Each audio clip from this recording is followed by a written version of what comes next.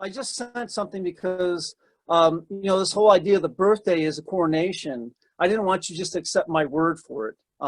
There's other scholars who have studied this out, and they see that the birthday, this idea of birthday, is actually the celebration of the coronation of the king. And this celebration of the coronation of the king happens every year, just like we celebrate our birthday every year. So someday, like Jeff mentioned, is an actual coronation. And other times it's a celebration or a reenactment of that coronation. So when you come to rededicate or rejuvenate or rename, you know, worship the king, it could be an actual coronation, or it could be just a celebration of that coronation. Yes, Jeff. So Brian's question kind of goes into this. Does the deliverance of God's people represent the rebirth of the people or being born again? Yes. Yes, because you cannot enter the kingdom of God if you are not born again.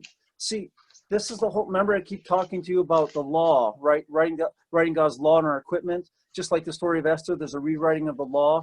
You can't enter God's kingdom with that old law written on your equipment.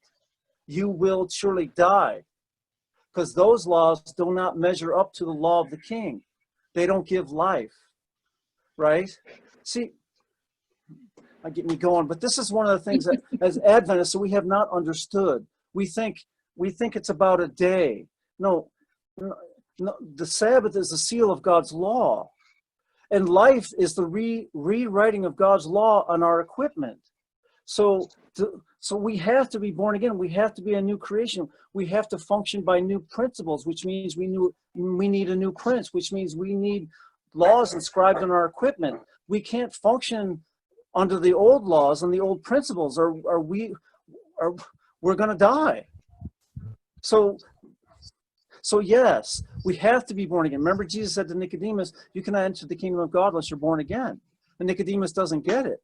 So then Jesus says to Nicodemus again, you cannot even see the kingdom of God unless you're born again. You can't even begin to understand what I'm telling you unless you become a new creation. See, that's our responsibility. We are to choose to die and be resurrected, to be new creations. That's our work. Does that make sense? Mm-hmm. Totally. If we don't choose to die and be resurrected, then we cannot even see or understand the kingdom of God. We can't enter. So that's where God's law is so. So his follow-up question. He's got all these follow-up questions. Oh, cool. So does what happens to the king happen to the people? He is married and we are married to him. He becomes king and we become his queen. Yes, that's right. Or of course it's the layers of the onion, right? Again, so he becomes a king, we become his bride, or he becomes the king, we become the messengers who go out to prepare the bride for the wedding. So the bride then becomes the Christian church. Of course, then the Christian church also becomes messengers. Then the bride is really all the people of the world. So it's a multi-leveled, layered onion kingdom thing going out. So yes, you originally become his bride, you receive his name, but then you have a responsibility to become a messenger so that others can become his bride and receive his name. And then they become the same thing. They receive the responsibility of becoming a messenger so that others, and that's, by the way, it's going to continue to go, right? And that's going out again to get people to come to the wedding. That's right. The three sending out. That's right. That's right. That's why the coronation of the king and the extension of the kingdom happens in the 3 stages. Right? Because the message is going to go to everybody. Remember, Jesus gave the parable about the king has a banquet and he invites these people, but they don't come. So he sends his messengers out into the highways and the byways, invite anybody. Invite the good and the bad. Yeah, right? They all have Stop the choice. Measuring people by your own human standards, and anybody that's willing to come to die and enter in, they'll have life. Right? Yep. That's cool. But Amen. a lot of the parables of Jesus are actually going to become very profound to you when you begin to understand some of this kingdom dynamic. Most of his parables, he started, the kingdom of heaven is like, and then he would give this parable, and we just right over our head. We don't see kingdom imagery. We don't see the marriage. We don't see the birth. we don't catch it. But hopefully, again, by studying these things, you'll see his parables have a depth of meaning that is just amazing. All right. Chapter 40. Well, we're in Genesis 40. I wanted to go there because this is the first place. This is the story of Joseph, by the way, that was mirrors Daniel and Esther, right? And this is so, the details of this are so cool. It's just amazing. So in Genesis 40, we know by now that Joseph's in prison, right?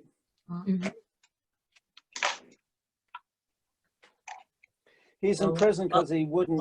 Butler and the baker. He wouldn't cave into. Yes. The woman. So at verse 20 it says, and it came to pass the third day. Now, that's another amazing thing. Anyway, the book of Esther, by the way, it's the third day. She had this third day thing is connected to the banquet. All right. So this third day is cool because in Hosea, the latter rain is connected to the after 2 days, and the third day he'll revive us. The third day, this third day thing is really interesting. Anyway, every detail is just real important. So it says the third day, which was Pharaoh's birthday. Okay, so this is a celebration of his coronation. And by the way, the third day, these feasts last a week. So it's very interesting, this third day thing. So he makes a feast unto all servants. Notice the king is one making the feast and inviting all the guests, because the whole point of the feast is that the king is the source of all life. That's what you're celebrating at the feast. The king is the source of all life. He gives food and water to everything. Remember again, Daniel 4, the tree, everything has life because it's connected to the tree. So the king is the source of life. Right, that the king have life. Actually, that's a birth statement. We'll get into that. That's actually a birth statement, right? So anyways, the king makes this feast, and he's the one providing food for everything because the king is the source, of course, right? Now notice he's going to lift up the head of the chief butler and the chief baker. Remember we talked about Ahasuerus. He's going to lift up the head of Haman and the head of Mordecai, isn't he? Yeah, one's positive and one is negative, right? Because this is judgment. Anybody that's in harmony with the king and his kingdom is exalted to positions of responsibility. But anybody that's not in harmony with the king is not exalted to a position of responsibility. They're actually killed, right? So here's the same scenario, the same story. And so it says, verse 21, he restores the chief butler unto his butlership again, and he serves the king, the cup, but he hangs the chief baker, right? Now notice it says, but yet did not the chief butler remember Joseph, but forgot him. Okay, now go to chapter 41. Next, it says, and it came to pass at the end of 2 years. Of 2 full years, it says, right? Okay, so that means it's the third year, but also notice it's 2 full years. So what day is it? It's the same day. Back to the birthday again. It's the king's birthday. It's the celebration of the coronation of the king. And what happens on this day? Well, it says, behold, it says Pharaoh dreamed, and behold, what's his dream? Stood by a river. He's doing what? Dreaming. Stood by a river. By the way, what does that remind you of, people in Daniel? Yeah. No, notice he's standing by the river. How does Pharaoh know that this is a legitimate dream come from God? Because of the river imagery. Because the river imagery. He's standing by the river. See, he understands the river flows from the throne of God. That's why he has his kingdom on the river Nile, because it's a symbol of that river. And he's the king standing by the river because he believes that he's the king that dedicated to God. He actually believes the coronation, as you saw in the little thing I gave you, the coronation of the king is a day that this man king actually becomes God. right? So this God king is Pharaoh, and he's standing by this river, and he says, behold, out of this river comes 7, Cows. and then he's going to have another 7 come out of the river. And so he realizes that this is a message coming directly from the throne of heaven, but he doesn't understand what it means. So he searches for a meaning, right? I mean, this is the same as the book of Daniel. So this stuff, I'm telling you, this stuff is so intricate and so neatly put together. You couldn't, No, you a couldn't. human mind could not put this stuff together. It's You just, couldn't make this up. so it's here that Joseph is recognized. It's here that Joseph is called out of prison.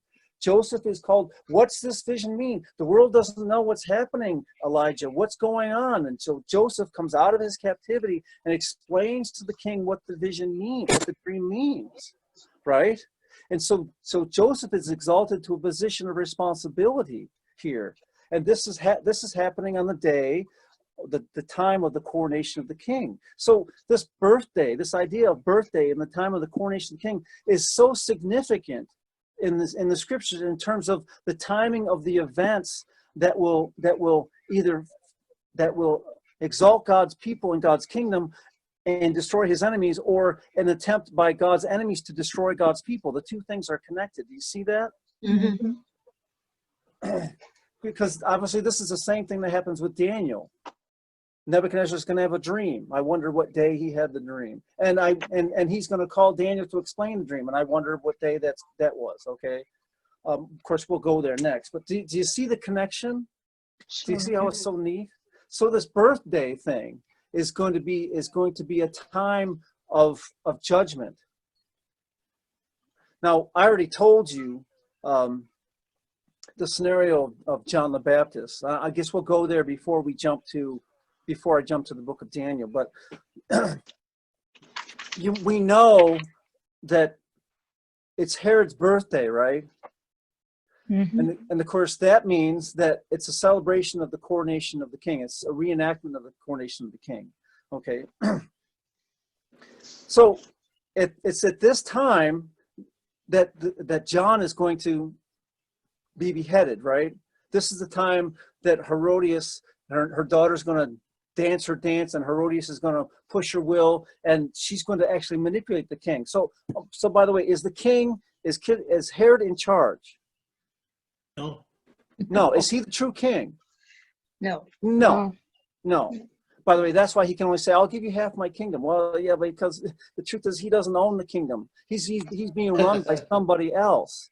The woman sitting next to him is the one that thirsts for power. She's the one running the show. He's just a puppet, mouthing his mouth, but he doesn't understand what's going on. He has no wisdom, right?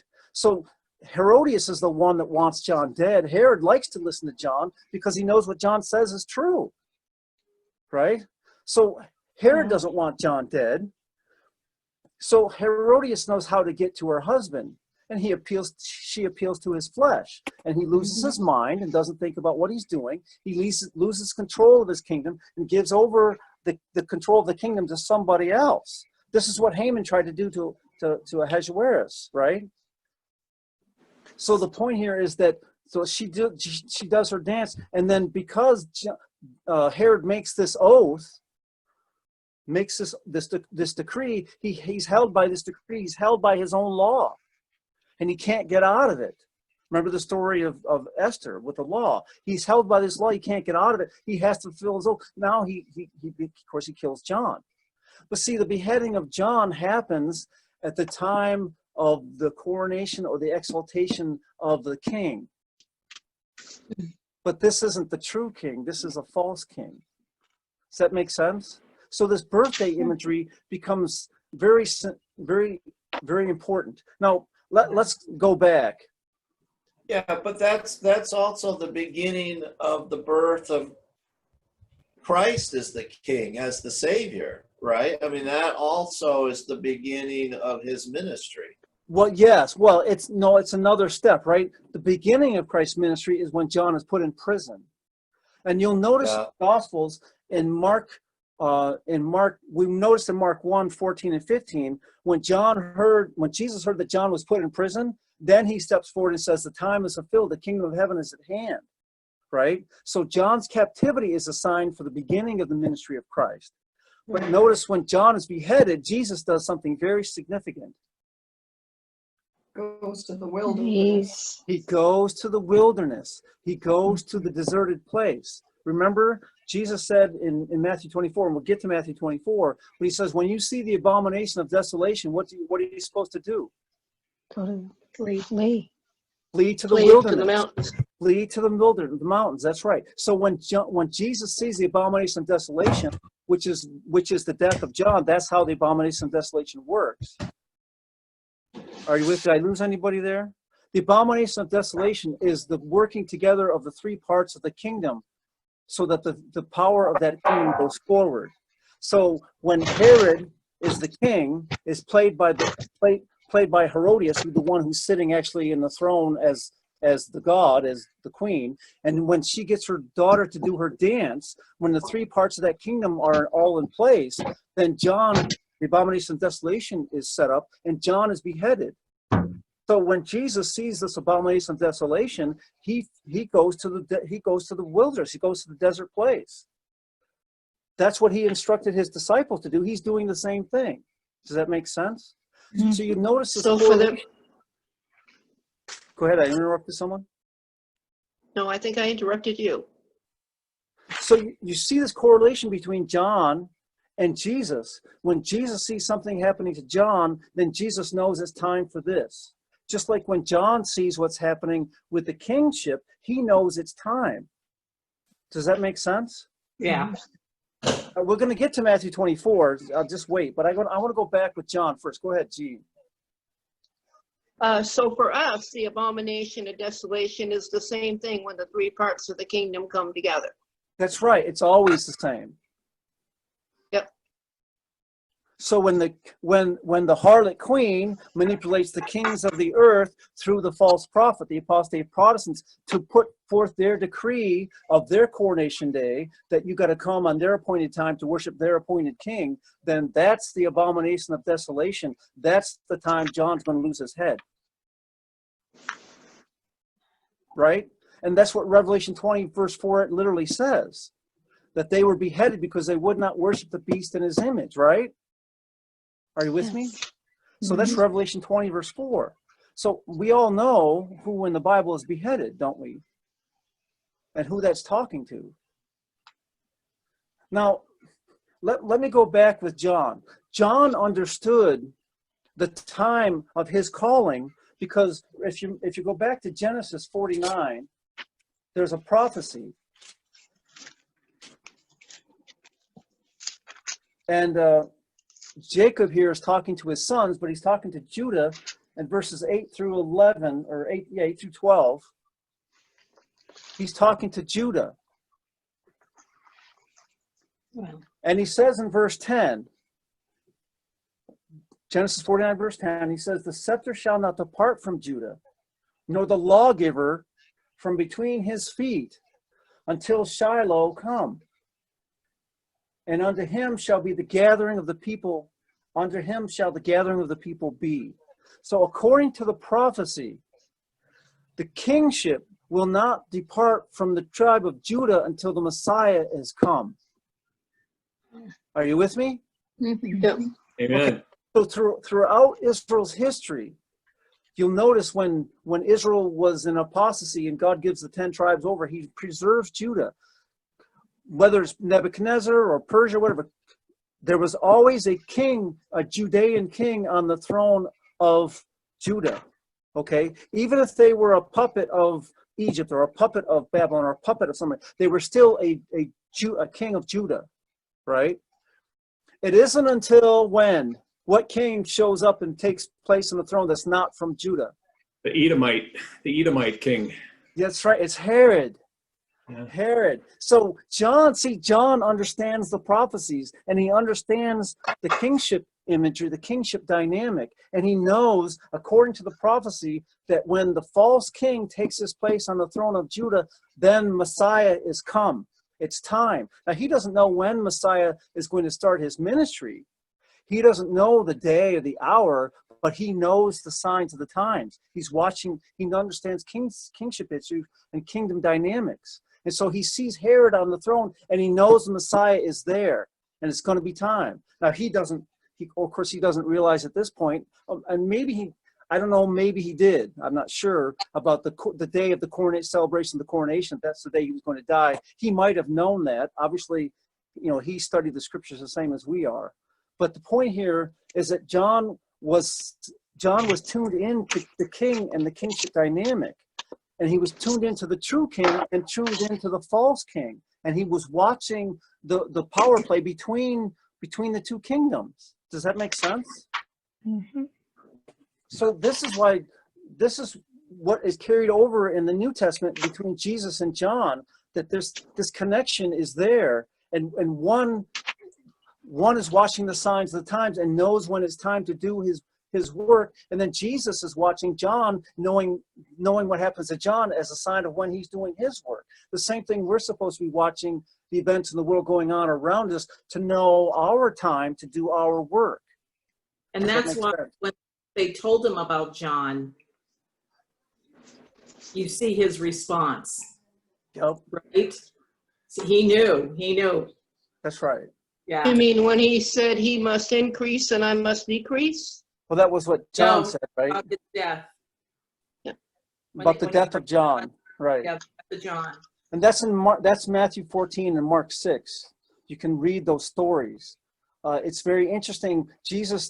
Both Gospels record when Jesus, in the context of John being beheaded, that Jesus goes to a deserted place, to the wilderness, Mm-hmm. right? And we'll get to Matthew 24 here because there's more there. But so the point here that I'm trying to get across to you is this idea of the coronation of the king. The celebration of the coronation of the king is intimately tied to the last day prophecies. And what I want to do now is go back to the book of Daniel and show this to you, right? So we know the whole story of the dream with Joseph. In Daniel chapter 2, Nebuchadnezzar has a dream, right? Mm-hmm. And he dreams about this image, and he doesn't understand what the image means. So Daniel explains the image. By the way, Daniel was exalted from that dream. But then in Daniel 3, something happens. What happens in Daniel chapter 3? Fiery furnace. Michelle, Azariah, and Hannah are faced with a decision. Right, and what's the decision caused by? What's going on? Well, they to worship the image, the golden image, at that point. By law. Right, and so why what's going on with this image thing, and why are they being forced to worship this image? Who's playing this game? This is birthday present. Yes, it is, because what's Nebuchadnezzar trying to do? He's trying to make himself God, Yeah. right? Mm-hmm. So notice in Daniel 3, listen to what it says. It says, Nebuchadnezzar the king made an image of gold. So worshiping the image of gold is worshiping who? Him. It's worshiping Yeah. Nebuchadnezzar. Him. Yeah. Right. Now notice in the dream of Daniel 2, only the head is gold. But what's different about this image? All gold. It's all gold. So he's saying, well, God says it's going to happen this way, but I'm a God and I say it's happening my way. It's all about me. The whole image is gold. And notice what it says. He sets it up. It has his 6 sixes, his 3 score and cubits and 6 cubits, right? The 66, the whole 6 imagery is going to come in here. This is where it comes from. Well, actually, it's one of the places it comes from. So Nebuchadnezzar, the king, sent together all the princes and all the governors and the captains and the judges and the treasurers, the counselors, the sheriffs, and all the rulers of the provinces to come to what? His To celebration. Worship. to Celebration. come to the dedication of the image, the celebration. It's a dedication of the image. It's really a celebration of the coronation or the kingly authority of Nebuchadnezzar is what it is. He's exalting himself here, Wow. right? So this is, if you want, it's his birthday. Mhm. He's actually claiming to be a god. The image is all gold, and reality is the way I want it to be, right?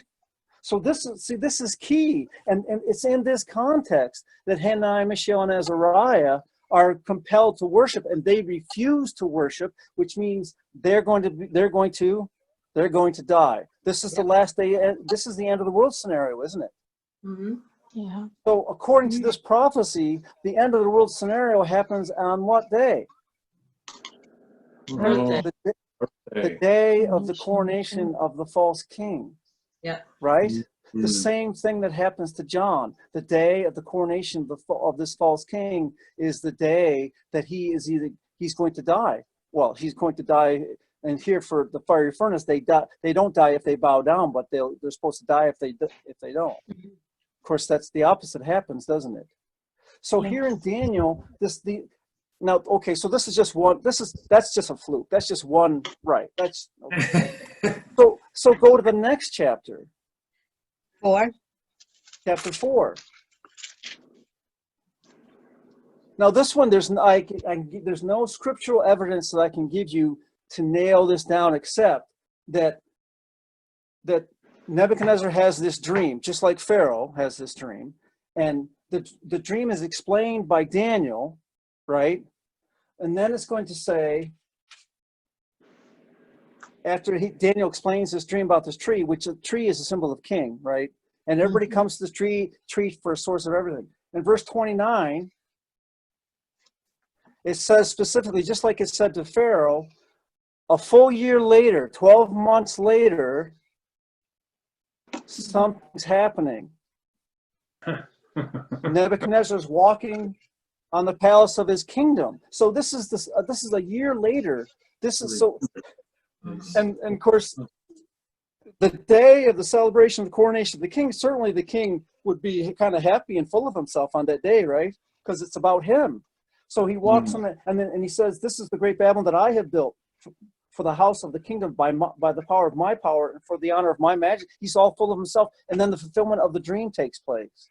So again, Daniel 4 happens that the judgment of this king takes place on this specific day, on a specific day.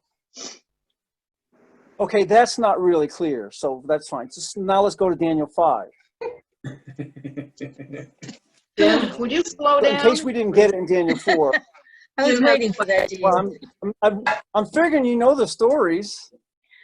So in chapter 5, Belshazzar the king does what? He makes a great feast to 1,000 of his lords, drank wine before them. So Belshazzar, he gathers all these princes and all these rulers and all to have a dedication to who? Himself. To himself.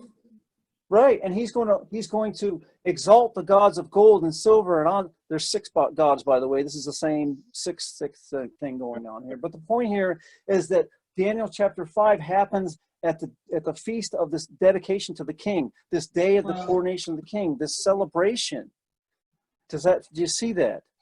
Mm-hmm. So every one of these stories of Daniel, from Daniel 3 on to Daniel 6, is going to happen in connection with this day of the king thing.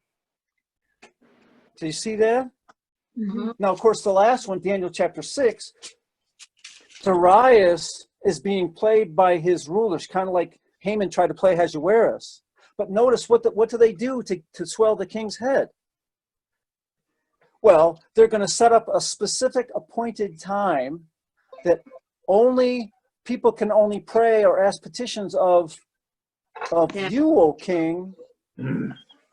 That you can't pray to God. No, you can't talk to other people. No, only to you, O king, because you, O king, are God. So this day that this celebration, by the way, this was the last 30 days.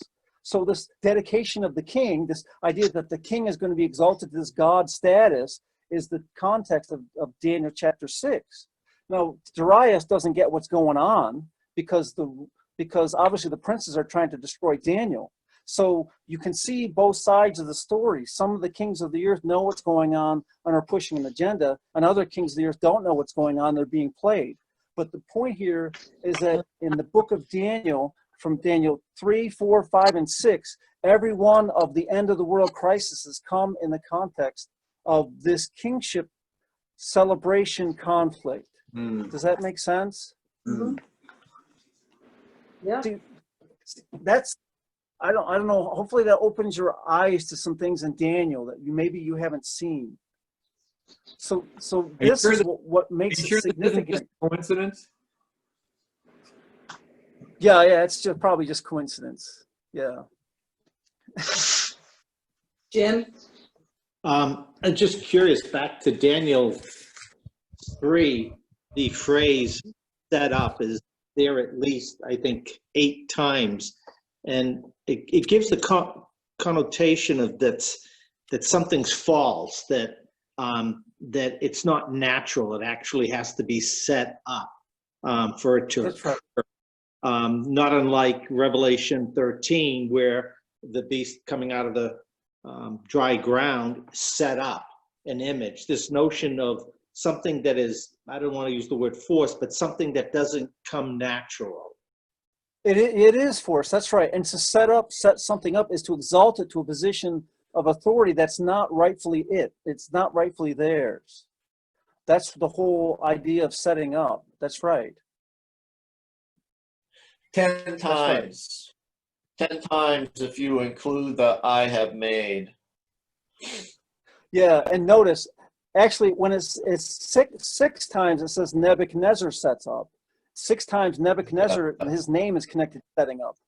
So if you're doing the counting for the 666 imagery, there you go. That's the king pushing his Agenda. image, his name, his authority, his law, and trying to write it in the name, the name, the mind, and the hand and the forehead of his subjects. But of course, then he has some subjects who will not submit to this, right? Yeah, the whole Revelation 13 thing comes from there. Okay, so I wanted to take you one more place, and then, I mean, there's lots of places we could go, but I was going to take you one more place, and then kind of wrap this thing together, and then listen to your questions or comments, or take the discussion wherever you guys would like it to go. If you go to Matthew 24, I already alluded to this about what Jesus told his disciples during the abomination of desolation. And it's interesting there that Jesus said, in the context of that, that's verse 15, when you see the abomination of desolation spoken by Daniel the prophet. See, now you begin to understand what Jesus is saying. Right? Because Daniel the prophet is speaking about the abomination of desolation. But it's not just in chapter 8 and chapter 11 where the words abomination of desolation are that most people think. No, the abomination of desolation, Daniel's been talking about it through the whole book of Daniel. All these feasts of dedication with the king is setting up this false image and this false worship and forcing this agenda to compel the people of the world to worship the king, the earthly king, as God instead of worshiping God as their king. That's the abomination of this. See, Daniel's been talking about this the whole time, but we just don't get it.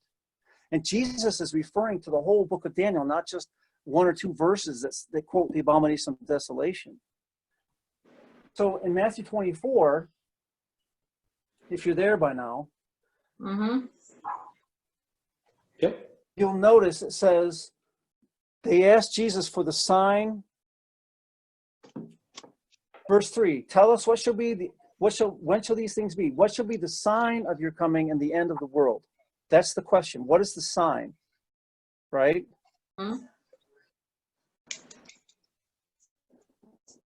So Jesus answered them, take heed that no man plays games with your mind. So if you're checking out the news, they're playing with you. You want to know what's really going on? Read your Bible. Amen. Many shall come in my name saying, I am the Christ, and deceive many. So deception is going to be the tool that Satan uses.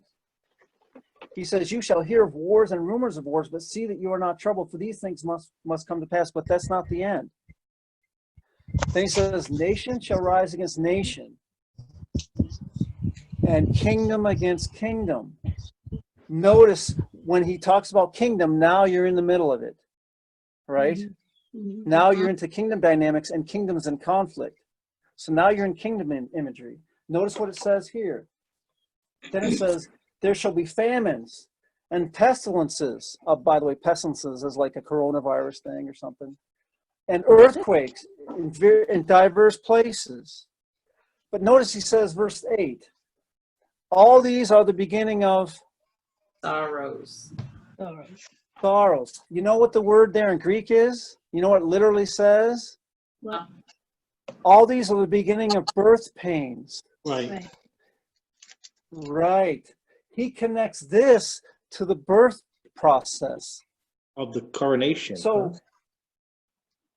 yes, the kingdom versus kingdom, verse 8, these are the beginning of birth pains. This is the beginning of kingdom versus kingdom, and the kingdom dynamic against kingdom dynamic means that the kings need to take their place as kings of their kingdoms and start pushing their agenda for their kingdom forward. That's why it's kingdom versus kingdom, and it's going to cause trouble. This is the beginning of birth pains. Notice he says, then they shall deliver you up to be afflicted and shall kill you and you shall be hated. This verse 9 is the abomination of desolation.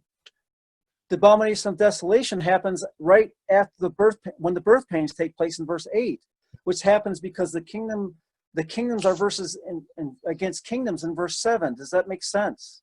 Yep. Yes.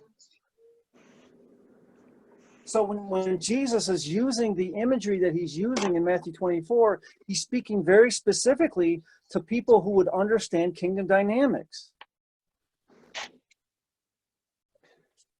The verse 15, where I talk to you about the abomination of desolation, this is a midrash style teaching. What Jesus does, same thing that Daniel does and Revelation does, is that it states something and then he covers it, and then he goes back to the beginning, covers it again, and then he goes back and he covers it again. So the beginning here in verse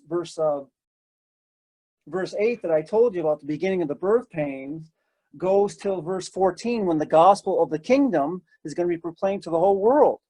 So these false kingdoms are going to play their game to set up their agenda, but in that context, God of these birth pains, God is going to have the gospel of his kingdom go to the whole world. So that's right. Then the end shall come. So verse 15, he starts again. But notice in verse 15, he goes all the way back to verse 8 and verse 9. When you see the abomination of desolation, when you see the false king and the false kingdom push their agenda, then you'll know it's time. Right? And then he's going to give another scenario. Now, notice what's cool is they asked him about the sign. Look at verse 30. 29, 30, and 31.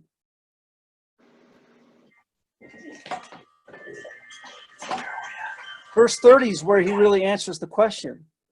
What is the sign? When's the sign of his coming in the end of the world?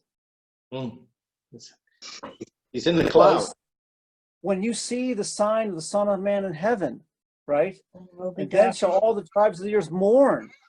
They shall see the Son of Man coming with the clouds of heaven with power and great glory. And he shall send his angels with a great sound of a trumpet, and they shall gather his elect from the four winds, from one end of heaven to the other. So notice, we always think of that verse as his second coming. The second coming is the end result of this. When he's on the cloud and he begins to come in his glory, remember we talked about the coming from the east. There's 3 stages to that coming out of the temple, right? So the sign in heaven, it's the sign of heaven. Notice here, let me show you from another way. If you look at verse 8, verse 7 and 8 of Matthew 24, he gives nation shall rise against nation and kingdom against kingdom. There should be famines and pestilence and earthquakes and diverse places. All these are the beginning of birth pains, okay? If you go to Mark 13. Mark 13. Peter's gonna record the same thing.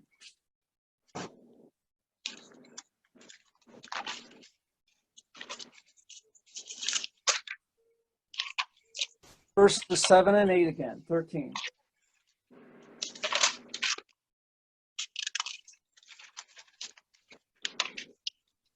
He says, you're going to hear of wars and rumors of wars. Be not troubled, for such things must take place, but the end is not yet. Nation shall rise against nation, and kingdom against kingdom. There should be earthquakes in diverse places. There should be famines and troubles. These are the beginning of sorrows. The same thing. Mark says the same thing, right? Now go to Luke. Look at Luke. Luke adds something very interesting. Luke 21.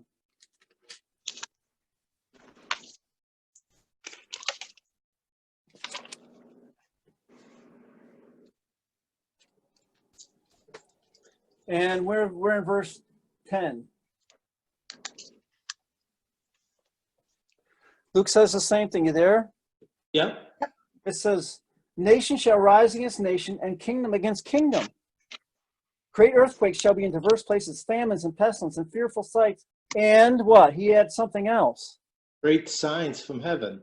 Great signs from heaven. What are the great signs from heaven? The coronation of the king. The coronation of the king. That's when the powers of heaven and earth will be shaken. Remember, Mrs. White talks about the shaking coming. It's Haggai. He says he will not only shake the earth, but also shake the heavens. Well, what shakes the heavens? What in the world? What? The angels, and they're praising God. Holy, holy, holy. Thunder coming from, on high. Everything is just moving.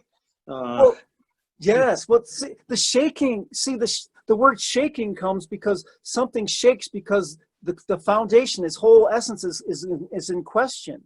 Well, see, the great shaking in heaven is when God actually places a human being, Jesus Christ, on the throne of the universe as God.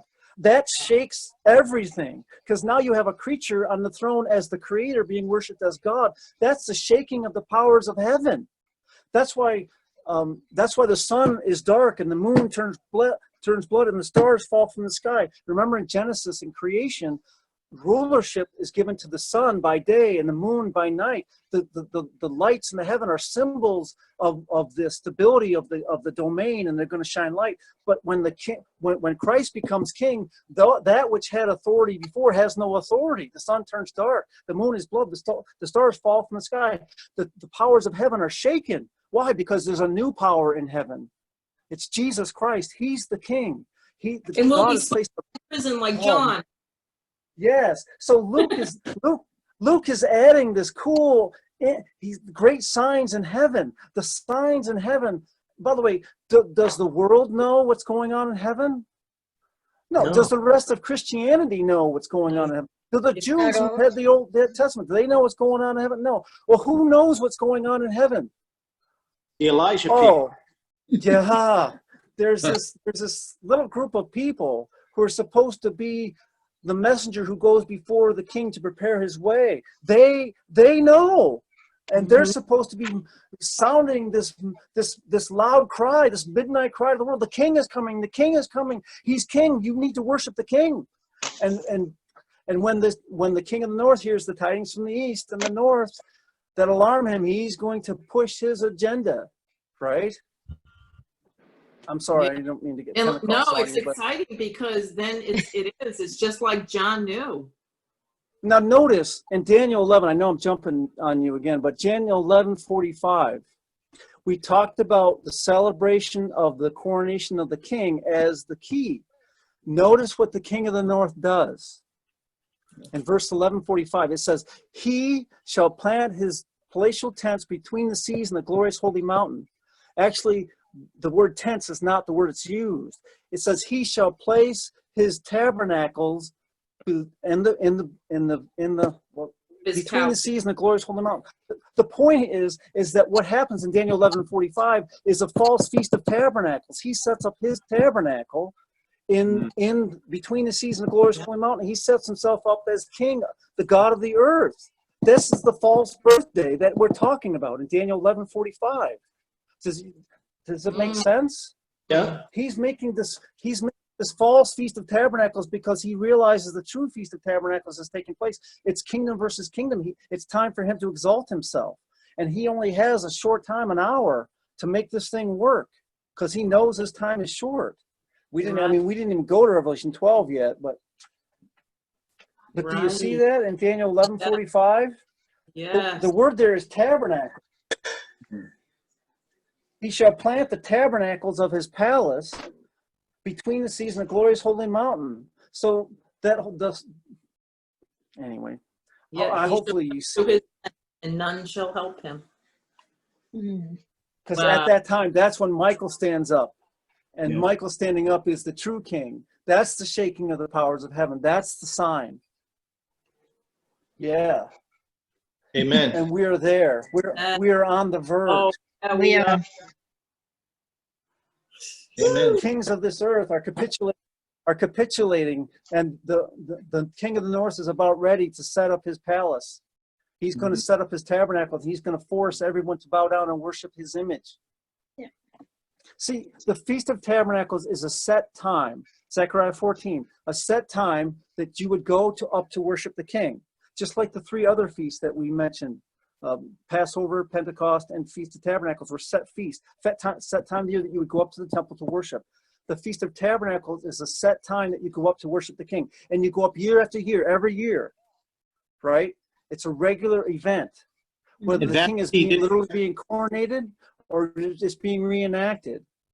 and Vashti So didn't what want happened? That's right. So the point here is that there's a set time, a set appointed time. By the way, that should ring, your ears should be ringing if you're studying Daniel about this appointed time, this appointed time. It's a set appointed time, a time to go and worship the king, right? So when the false king sets up his false kingdom, he also sets up this false appointed time. Now, the true time to go up and worship the true king is when? Well, of course we know, that's the Sabbath. We go up to worship the true king. That's on the weekly cycle. Now, the yearly cycle is the Feast of Tabernacles, the 7 sevens, Yeah. right? But see, so when the false king sets up his false kingdom, he also sets up this false appointed time that you have to bow down and worship. And what's his time? Sunday. Sunday. Well, it's not the seventh day of the week, I'll tell you that. No. No, he sets up his own appointed time. So him setting up his tabernacles in his palace between the seas and the glorious holy mountain is not just setting up his authority, it's also setting up the time which everyone has to come and bow down to worship. And this has to be a public event. Just like in Daniel 3 or Daniel 4, Daniel 5 or Daniel 6, it's a public event. See, it's not enough for Satan to have kingship of this world in secret and manipulate, play games behind the scenes. No, he has to make an open display and force everyone to come and bow down to worship. So this becomes a public spectacle. Does that make sense? So this is what we're studying, the battle of these kingdoms. What? It has to be worldwide because he's going to imitate him. I mean, he has to. That's right. If we are all going to see Christ come, he wants that same. He wants that same big birthday party. Well, the point here is, remember, the exaltation of the king is a time of judgment. Those who worship the king are exalted to positions of responsibility in his kingdom, but those who rebel are killed. They're destroyed. Because the point is that there's a cleansing of the domain. There's no rebels left in the kingdom. So he's doing the same thing that God is doing, only he's doing it from a creaturely perspective. So there's only one way to determine who is loyal to him and who's not. Now, you can say you're not loyal, or you can say you're loyal all you want. But when the decree goes forth, you do this or you die, he'll know who's loyal and who isn't, right? Those who are willing, as Revelation 12, they did not love their life so much as to shrink from death. Those are the rebels. He needs to get rid of them because they're going to destroy his kingdom. They're going to shine light he doesn't want shined to other people. The other dummies who are just bowing down figure, I'll just cave in for a minute, it doesn't matter, and then we'll go forward. So the point here is that it's a time of judgment. It's time of life and death. And it's the same thing's going to happen when the true king comes, right? There's life and then there's death. Well, Ellen White says that the little company is what bothers him. And that's who he's out to destroy, is the little company. Right, because they prove that he's not God, he's not king, his authority is nothing. Yeah. The same thing that Hananiah, Mishael, and Azariah did to Nebuchadnezzar. They just proved that he's not God and his kingdom doesn't matter and his laws have no authority. They don't matter. Mm.